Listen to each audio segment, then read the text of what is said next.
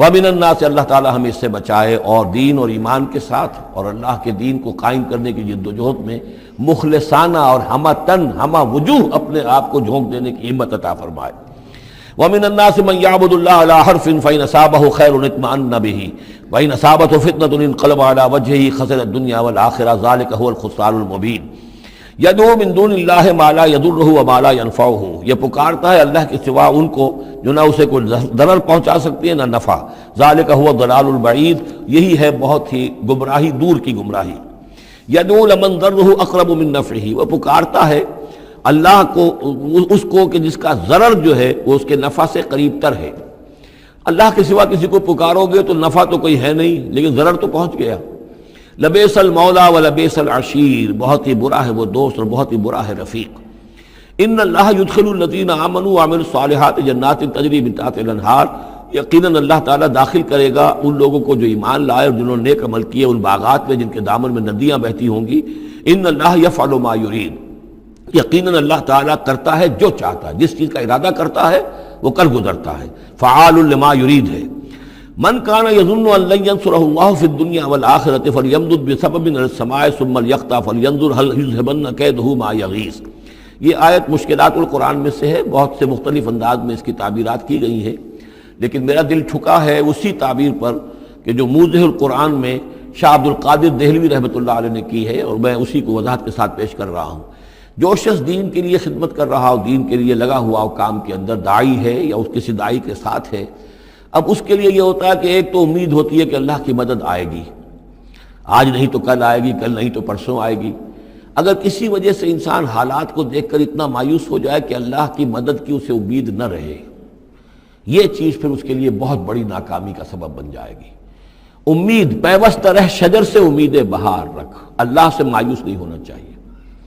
نہ لا تقنطوا من رحمت اللہ، ٹھیک ہے دیر ہو جائے کوئی حرج نہیں، لیکن یہ کہ یہ اللہ کی مدد آئے گی، اللہ جو ہے نصرت فرمائے گا، اللہ تعالیٰ ہماری مدد کرے گا۔ والذین جاہدوا فینا لنہدینہم سبلنا، جو لوگ ہماری راہ میں محنت کریں گے، جد و جہد کریں گے، ہم لازماً انہیں اپنے راستے دکھائیں گے۔ یہ اللہ کا پختہ وعدہ ہے، ان وعدوں پر یقین رکھنا چاہیے۔ لا انک لا تخلف المیعاد، اے اللہ ہمیں یہ اندیشہ نہیں ہے کہ تو اپنا وعدہ پورا نہیں کرے گا، خلاف کرے گا، ہاں ہمیں اندیشہ ہوتا ہے کہ ہم تیرے وعدوں کے مصداق بن سکیں گے یا نہیں،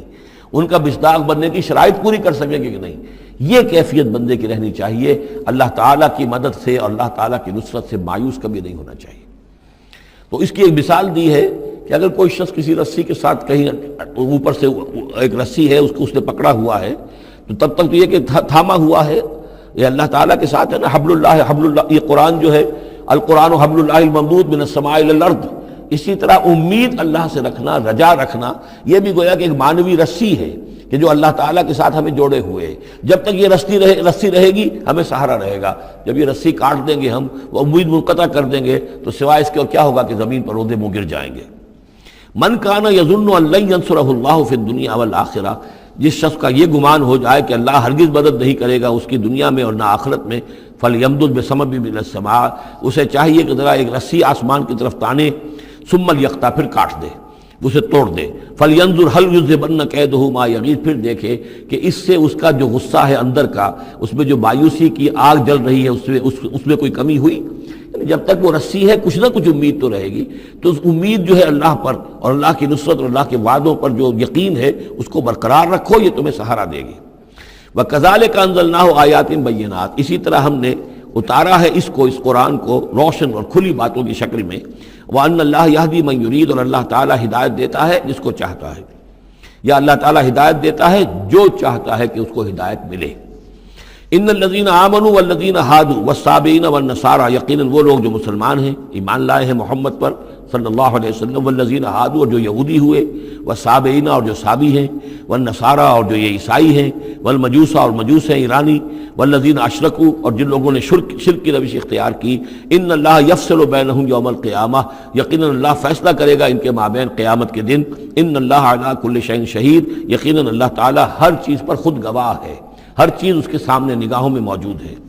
الم تری ان اللہ یسجد لہ من فی السماوات ومن فی الارض، یہ آیت بڑی عجیب ہے اس اعتبار سے کہ اس میں آپ تصور کریں گے تو اوپر سے نیچے کی طرف آ رہا ہے۔ کیا تم نے دیکھا نہیں اللہ کے سامنے سربسجود ہے ہر وہ شے جو آسمان میں ہے اور وہ سب وہ چیزیں جو زمین میں ہیں، وہ تمام مخلوقات جو آسمان میں ہے اور وہ تمام مخلوقات جو زمین میں ہے، والشمس ہو اور سورج بھی سربہ سجود ہے، والقمر ہو اور چاند بھی، والنجوم ہو اور تارے بھی، پھر نیچے اتریے والجبال ہو اور پہاڑ، زمین پر سب سے اونچی چیزیں پہاڑ ہیں، والشجر ہو اور درخت، والدواب اور یہ تمام جو بھی چوپائے چل رہے ہیں زمین کے اوپر حیوانات، وَكَثِيرٌ مِّنَ النَّاسِ اور لوگوں میں سے بھی بہت سے، لوگوں میں سے تفریق ہے کہ کچھ باغی ہو گئے ہیں، باقی تو یہ ساری مخلوقات اللہ کے قانون کی پابند ہیں، قانون تکوینی کے اندر ہے، یہ اللہ کی بندگی کر رہی ہیں، یہ سجدے میں ہے، ہر شے اللہ کے سامنے سر بسجود ہے۔ ہاں انسانوں کے اندر بغاوت بھی ہے، انسانوں میں سے کچھ لوگ وہ ہیں کہ جنہوں نے سورج کو پوجنا شروع کر دیا، سورج اللہ کو پوج رہا ہے اور وہ سورج کو پوج رہے ہیں، چاند کو پوجنا شروع کر دیا، درختوں کو پوجنا شروع کر دیا، جانوروں کو پوجنا شروع کر دیا، یہاں تک کہ اعضائے تناسل کو پوجنا شروع کر دیا۔ ہندوؤں کے اندر تو یہ بھی ہے، یہ پوجا ہوتی ہے۔ تو یہ ہے ان لوگوں کی گراوٹ۔ انسانوں میں سے اللہ تعالیٰ جس کو ہدایت دے دیتا ہے، معرفت حاصل ہو جاتی، پھر وہ اسی کے سامنے سر بسجود ہوتے ہیں۔ وَكَثِيرٌ حَقَّ عَلَيْهِ الْعَذَابُ لیکن بہت سے ایسے ہیں کہ جو عذاب الہی کے مستحق ہو جاتے ہیں۔ وَمَن يُهِنِ اللَّهُ فَمَا لَهُ مِن مُكْرِمٍ اور جنہیں اللہ تعالیٰ ہی رسوا کر دے، ذلیل کر دے، اب اس کو عزت دینے والا کوئی نہیں ہے۔ جنہوں نے اپنے آپ کو ذلیل کیا، مخلوقات کے سامنے جھک گئے، انہوں نے ان کو اپنا معبود بنا لیا، جبکہ اللہ تعالیٰ کے سامنے سب ساری کی ساری مخلوقات جو ہے وہ تو اللہ کی بندگی میں ہے، اور اللہ نے تو اسے بنایا تھا خلیفۃ اللہ فی الارض، اسے مقام یہ عطا کیا تھا، مسجود ملائک بنایا تھا۔ اب جو اپنی اس تمام عظمت سے خود ہی مستعفی ہو گیا اور وہ مخلوقات کے سامنے جھک رہا ہے، فما لہ من مکرم تو پھر اسے اب اس کا اکرام کرنے والا اور اسے عزت دینے والا کوئی نہیں۔ ان اللہ یفعل ما یشاء یقیناً اللہ کرتا ہے جو چاہتا ہے۔ آیت سجدہ ہے، سجدہ کر لیجیے۔ ھذان خصمان اختصموا فی ربہم یہ دو گروہ ہیں ایک دوسرے کے مقابل میں جو اپنے رب کے بارے میں جھگڑ رہے ہیں۔ ایک وہ ہیں جو ایمان لے آئے ہیں۔ اب جیسا کہ میں نے عرض کیا یہ صورت ہے مکی، لیکن اس میں کچھ آیات شامل ہیں، یہ بھی ہو سکتا ہے کہ مدنی ہو، یہ بھی ہو سکتا ہے کہ اثناء سفر ہجرت میں نازل ہوئی، لیکن بحیثیت مجموعی یہ ہے تقریباً آخری دور کی، آخری زمانے کی صورت۔ ھذان خصمان اب ظاہر بات ہے مکے میں دو گروہ بالکل نمایاں ہو چکے تھے، ایک وہ جو حضور پر ایمان لائے اور ایک وہ کہ جو اڑے ہوئے ہیں۔ اختصموا فی ربہم یہ اپنے رب کے بارے میں جھگڑ پڑے ہیں۔ فالذین کفروا تو جو اللہ سے کفر کر رہے ہیں، انکار کر رہے ہیں، قطعت لہم ثیاب من نار ان کے کپڑے کاٹے جائیں گے، بنائے جائیں گے، جیسے درزی جو ہے پہلے وہ کترتا بیوتتا ہے پھر سیتا ہے، تو ان کے لیے جو بنائے جائیں گے کپڑے وہ آگ کے ہوں گے۔ قطعت لہم ثیاب من نار بیوتے جائیں گے، قطع کیے جائیں گے ان کے لیے کپڑے آگ کے۔ یصب من فوق رؤوسہم الحمیم ان کے سروں کے اوپر کھولتے ہوئے پانی کے تریڑے دیے جائیں گے۔ یسحر بہ ما فی بطونہم والجلود جس سے کہ ان کی کھالیں بھی جھلس جائیں گی اور جو کچھ ان کے پیٹوں کے اندر ہوگا وہ بھی جھلس جائے گا۔ وَلَهُم مَّقَامِعُ مِنْ حَدِيدٍ اور پھر ان کے لیے لوہے کے وہ ہتھوڑے ہوں گے کہ جو ان کے سروں پر پڑیں گے۔ كُلَّمَا أَرَادُوا أَن يَخْرُجُوا مِنْهَا جب بھی وہ چاہیں گے کہ وہاں سے نکل جائیں، من غم کے مارے، اعیدوا فیہا انہیں پکڑ کر دوبارہ پھر اسی میں ڈال دیا جائے گا۔ وذوقوا عذاب الحریق اور چکھو مزہ اس جلانے والے عذاب کا۔ تم نے اللہ کا انکار کیا، تم نے محمد کی نفی کی، تم نے ان کو ماننے سے انکار کیا۔ اس کے برعکس ان اللہ يدخل الذین آمنوا وعملوا الصالحات یقیناً اللہ داخل کرے گا ان لوگوں کو جو ایمان لائے جنہوں نے نیک عمل کیے، جنات تجری من تحتها الانہار ان باغات میں جن کے نیچے ندیاں بہتی ہوں گی، یحلون فیہا من اساور من ذہب ولؤلؤا پہنائے جائیں گے انہیں کنگن سونے کے اور موتی، ولباسہم فیہا حریر اور ان کی پوشاک جو ہوگی وہاں پر ریشم کی ہوگی۔ دنیا میں ریشم مردوں پر حرام ہے، وہاں ریشم جو ہے اسی کا لباس ہوگا، باریک ریشم کے اوپر کا لباس اور گاڑھے ریشم کا جو ہے نیچے کا لباس ہوگا۔ وَہُدُوا إِلَى الطَّيِّبِ مِنَ الْقَوْلِ اور ان کو تو رہنمائی کر دی گئی ہے بہترین بات کی طرف۔ بہترین بات کیا ہے؟ کلمہ طیبہ لا الہ الا اللہ محمد رسول اللہ، یا سبحان اللہ والحمد للہ ولا الہ الا اللہ واللہ اکبر ولا حول ولا قوۃ الا باللہ۔ ہدوا الی الطیب من القول انہیں ہدایت دے دی گئی ہے من القول اچھی بات بہترین کلمہ طیبہ کی، وہدوا الی صراط الحمید اور ان کو تو ہدایت دے دی گئی ہے سیدھی اور اللہ کی تعریفوں والے کے راستے کی طرف، کیا وہ سیدھے اس راستے پہ بڑھتے ہوئے اللہ تعالیٰ کی رحمت میں فراح و ریحان و جنت النعیم کے اندر پہنچ جائیں گے۔ ان الذین کفروا یصدون عن سبیل اللہ، یقیناً وہ لوگ جنہوں نے کفر کیا اور جو روک رہے ہیں لوگوں کو اللہ کے راستے سے، والمسجد الحرام ہے، اور مسجد حرام سے روک رہے ہیں۔ اب مسلمان یہاں سے جانے پر مجبور ہیں، یہ جوار اس کے جوار بیت اللہ میں رہتے تھے، یہاں سے چھوڑ کر جانے پہ مجبور ہیں، بعد میں کتنے عرصے تک نہ وہ عمرہ کر سکے نہ حج کر سکے، تو جو ان کو اس مسجد حرام سے روک رہے ہیں، الذی جعلناہ للناس سواء العاکف فیہ والباد، اس گھر کو جو ابراہیم نے بنایا تھا، جس کو ہم نے تمام انسانوں کے لیے مساوی قرار دیا ہے، برابر ہیں یہاں پر، چاہے یہاں کے رہنے والے مقیم ہوں اور چاہے باہر سے آئیں۔ یہ اصطلاحات ہیں آفاقی اور مقیم۔ وہاں بیت اللہ میں، حرم میں کوئی فرق نہیں کیا جا سکتا حقوق میں۔ اب بھی میں سمجھتا ہوں کہ وہاں اس میں کوئی حرج شک نہیں ہے کہ حرم کے اندر کوئی فرق نہیں ہے۔ کوئی شخص باہر کا آ کر پہلی صف میں بیٹھ جائے، کوئی اسے زبردستی نہیں اٹھا سکے گا۔ یہ دوسری بات ہے کہ وہاں پہ شرطے وغیرہ جو ہیں ان کو رشوتیں دے کر لوگوں نے کو اپنی سیٹیں ریزرو کرا لی ہوتی ہیں، یا کبھی کوئی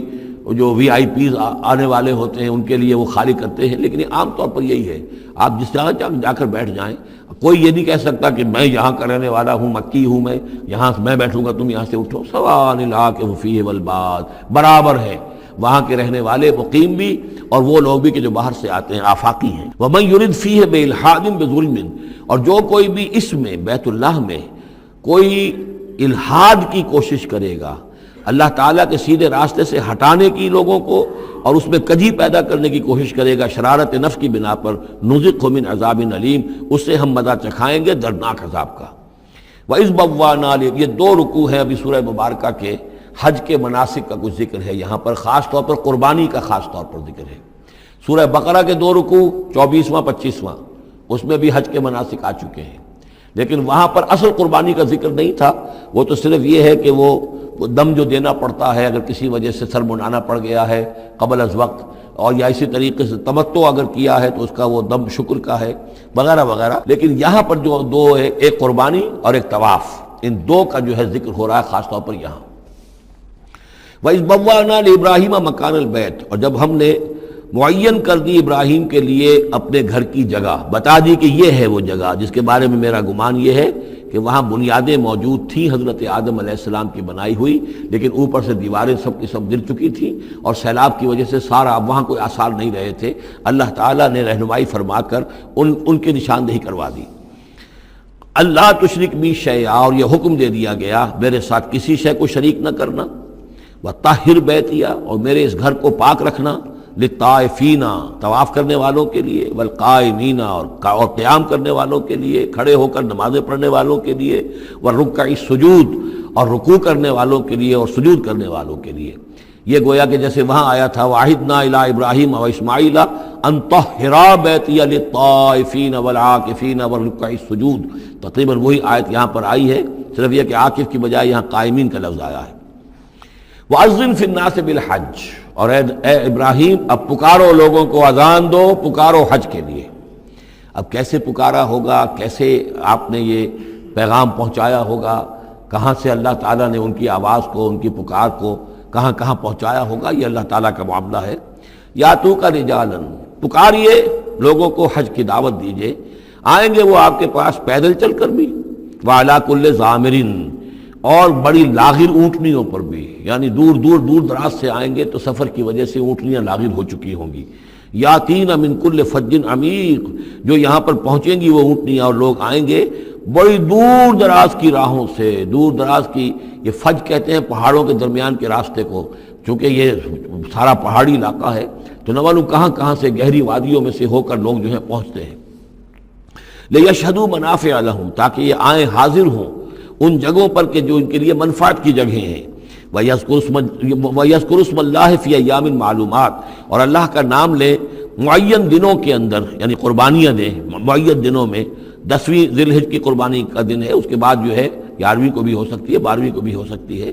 یا ایام معلومات ہیں۔ عَلَىٰ مَا رَزَقَهُم مِّن بَهِیمَةِ الْأَنْعَامِ، تو اللہ کا نام لیں ذبح کرتے ہوئے، اللہ کا نام لیں ان پر کہ جو ہم نے انہیں یہ چوپائے عطا کیے ہیں، مویشی دیے ہیں۔ فَكُلُوا مِنْهَا، تو ان کو ذبح کر کے، ان کی قربانی دے کر اس میں سے خود بھی کھاؤ۔ وَأَطْعِمُوا الْبَائِسَ الْفَقِيرَ، اور جو برے حال میں ہو، فقیر محتاج جو بہت ہی خستہ حال ہے، اس کو بھی کھلاؤ۔ ثُمَّ لْيَقْضُوا تَفَثَّهُمْ، پھر یہ کرنے کے بعد پھر اپنے میل کچیل دور کرو، پھر احرام کھولنا ہوتا ہے، پھر یہ کہ وہ رن حت رمی ہوتی ہے، نہر ہوتا ہے، حلق ہوتا ہے، اور پھر طواف۔ چار یہ الفاظ جو ہیں یہ 10ویں تاریخ کے ہیں، 4 افعال، رمی اور نہر، پھر جا کر قربانی دینا، پھر یہ کہ حلق کر کے اور پھر یہ احرام کھل گیا، اب نہاؤ دھو میل کچیل جو بھی احرام کی وجہ سے صاف کرو، اچھے کپڑے پہنو اور پھر جاؤ اور طواف کرو، طواف زیارہ۔ ثم یقضوا تفثهم، پھر چاہیے کہ وہ دور کریں اپنے میل کچیل، ولیوفوا نذورهم، اور جو بھی نذریں مانگی ہوئی ہوں ان کو پورا کریں، ولیطوفوا بالبیت العتیق، اور اب جا کر اس قدیم گھر کا طواف کریں۔ ذالک، یہ سن چکے، ومن يعظم حرمات اللہ فهو خیر له عند ربہ، اور جو کوئی اللہ تعالیٰ کی حرمتوں کی تعظیم کرے، یہ بیت اللہ الحرام ہے، یہ اشہر حرم ہے، یہ ساری چیزیں جو ہے اللہ تعالیٰ کی حرمتیں ہیں، حرمات اللہ ہیں، اللہ نے جس جس چیز کو کہ محترم قرار دیا ہے۔ سورہ مائدہ میں ہم پڑھ چکے ہیں، وہ جانور کے جو ہدی کے جانور ہیں وہ بھی محترم ہیں، جن کے گھروں میں گردنوں میں پٹے ڈال دیے گئے ہیں، معلوم ہے کہ یہ ہدیم بالغ الکعبہ جانے والے ہیں، وہ بھی محترم ہیں۔ عام مین البیت الحرام جو ہیں، جو لوگ حاجی جا رہے ہیں، ان کی بھی حرمت ہے۔ تو جو بھی من یعظم حرمات اللہ ہے، جو کوئی بھی اللہ تعالیٰ کی حرام کی ہوئی شے، محترم ٹھہرائی ہوئی چیزوں کی تعظیم کرے گا، فہو خیر لہ عند ربہ، تو وہ اسی کے لیے بہتر ہوگا، اس کا اجر و ثواب اسے ملے گا اپنے رب کے پاس۔ وَأُحِلَّتْ لَكُمُ الْأَنْعَامُ إِلَّا مَا يُتْلَىٰ عَلَيْكُمْ، اور حلال کر دیے گئے تمہارے لیے سارے چوپائے سوائے اس کے جو تم کو سنا دیا گیا ہے، یعنی یہ کہ خنزیر کا معاملہ ہے اس کو حرام کر دیا گیا ہے، باقی بکری ہے، بھیڑ ہے، گائے ہے، بیل ہے، اونٹ ہے، ان سب کو اللہ کی راہ میں تو اس کی قربانی ہو سکتی ہے۔ فَاجْتَنِبُوا الرِّجْسَ مِنَ الْأَوْثَانِ، تو پھر تم بچو، ان بتوں کی گندگی سے بچو۔ یہ ہے اصل میں بچنا جو ہے وہ سب سے پہلے شرک، اور وہاں پر سب سے بڑا شرک جو ہے وہ بت پرستی کا ہو رہا تھا۔ وَاجْتَنِبُوا قَوْلَ الزُّورِ، اسی طریقے سے جھوٹ کہنے سے، جھوٹ بات سے بھی بچو۔ حنفاء للہ، یکسو ہو جاؤ اللہ کی طرف، یکسو اسی کے بندے بن جاؤ، غیر مشرکین بہ، اس حال میں کہ اس کے ساتھ کسی بھی اعتبار سے شرک نہ ہو، کسی پہلو سے، کسی اعتبار سے، ذات میں، صفات میں، حقوق میں، اختیارات میں، کہیں بھی کوئی شرک کا شائبہ نہ آنے پائے۔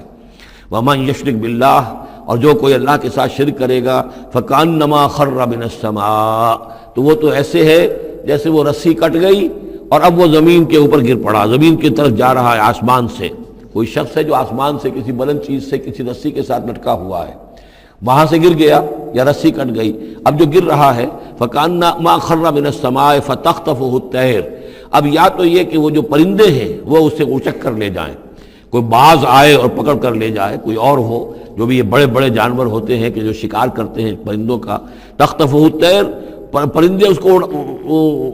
اڑا کر لے جائیں، اور تہوی بہ الریح، یا یہ کہ پھر ہوا ان کو لے جا کر گرائے فی مکان سحیق، کسی دور کی جگہ میں کوئی ہوا جو ہے جھونکا اس کو لے جائے اور کسی کھائی میں جا کر گرا دے۔